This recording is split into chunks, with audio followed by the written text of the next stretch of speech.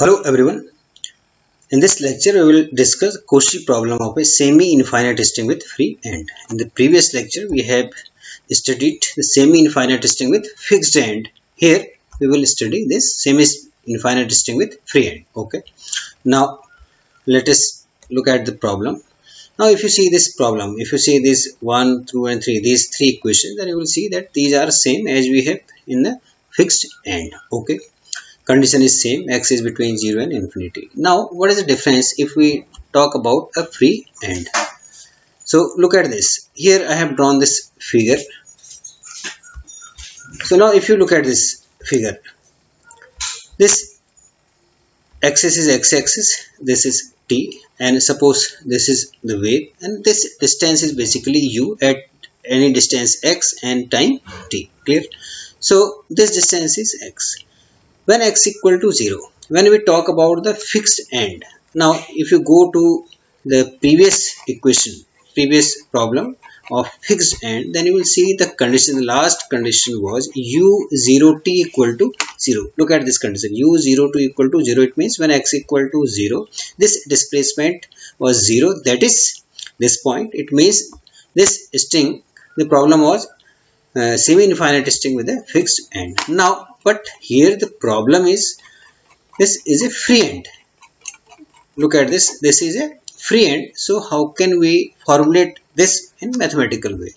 This is free end means this distance may be this point and any point, but no distance in this direction, that is along x-axis. No distance along x-axis means only free end means this may be end, this point, and no direct displacement along x-axis. It means if you find the change with respect to x in u, this will become 0. Clear? Change with respect to x means along x-axis. So that's why this ux0t equal to 0. Ux, this is the change with respect to x, that is along the direction of x-axis. There is no change. So when x equal to 0, so in this direction at x equal to 0, so no change along x-axis. It means this displacement will be along only in this direction t-axis. That's why this is a free end. So this condition is there. Clear? So you have to check each condition very carefully. On the basis of these conditions, then you can define the type of the problem. Clear? So we will take the previous solution as we have discussed in the problem of semi-infinite string with fixed end. Now look at this. Again you will have two cases, when x is greater than ct and when x is less than ct. The solution of say infinite string problem initial, when we talk about the main problem and wave equation with infinite string, then we know that the solution is uxt equal to phi x plus ct psi x minus ct, where all these phi and psi are defined previously. Clear? So when we talk about the semi-infinite string, then we have two cases. One is x is greater than ct, another is x is less than ct. Clear? So now in these two cases, how can we further solve? As we have discussed in the case of free end, in the fixed end. So when x is greater than ct, what will happen? When x is greater than ct, the solution will remain same. Okay. The solution will remain same for x greater than ct, but when x is less than ct, we will find the value of psi. Clear? So look at this. In previous case, u0t equal to 0 was given. That's why we directly applied these values here. You put x equal to 0, then you will get 0t. But here in place of u0t, ux0t is given. That's why now we have to differentiate it. So if you differentiate it uxt, you will get this equation uxt equal to phi dash x plus ct psi dash x minus ct. Now apply this condition, you will get phi dash ct plus psi dash minus ct. Clear?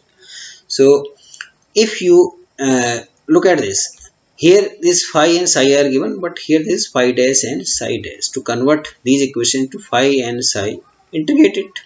So if you integrate it, you will get phi ct divided by c. Here you will integrate it with respect to t, so you will get phi ct by divided by c. Here again the psi minus ct will be divided by c, and if you put c here in the right hand side, then you will get this equation phi ct equal to minus psi minus ct equal to t. Okay, so To get the value of psi, any point, say psi alpha, so assume this is alpha, so you will get psi alpha equal to phi minus alpha minus k. It means now you have the value of psi something. Clear?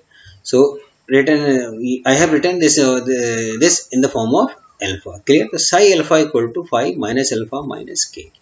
Now we have to find the value of psi. Look at this, x minus ct. So replace alpha with x minus ct. You will get psi x minus ct equal to phi ct minus x minus k. Clear? So from there you can find the value of psi x minus ct in the form of f and g. Clear? So finally you will have the solution. Look at this. This is the solution when x is greater than the ct, and it is the same as we have discussed in the case of infinite string. Clear? Now for x is less than ct, you will have xt equal to this expression. Clear? So in every case, first you have to check the conditions, then you have to solve according to the conditions. Here look at this, ux0t equal to 0 is given, that's why we have differentiated u with respect to x. In previous case only u0t equal to 0 was given, that's why we directly applied these values here. So you have to work according to the given condition and you can find the solution. So I hope that you got the concept and you can solve this problem.